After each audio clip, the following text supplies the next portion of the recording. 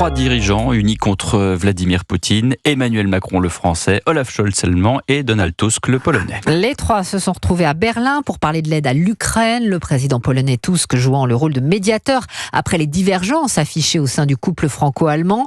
Ce soir, tous sont sur la même longueur d'onde. Arthur Delaborde, la Russie ne doit pas gagner la guerre. Effectivement, redonner l'image d'une unité européenne qui semblait vaciller à propos de l'Ukraine. C'était l'objectif de ce sommet après avoir durci le ton contre Moscou.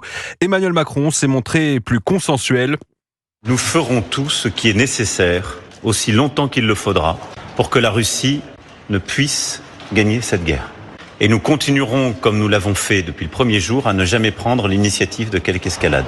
Et nous partageons une même conviction, c'est notre sécurité et notre avenir qui se jouent également en Ukraine. Loin des divergences de vues exprimées ces dernières semaines, par exemple sur l'envoi de troupes au sol en Ukraine, le couple franco-allemand tenait à apparaître solide face à Moscou. L'union fait la force, a lancé Olaf Scholz. Le chancelier allemand a notamment confirmé la création d'une coalition des alliés de l'Ukraine sur les armes à longue portée, sans donner plus de précisions pour le moment. Or, il s'agit précisément d'un sujet source de tension entre Emmanuel Macron et Olaf Scholz, Berlin refusant jusqu'à présent de livrer à l'Ukraine ces fameux missiles Taurus. Arthur Delaborde.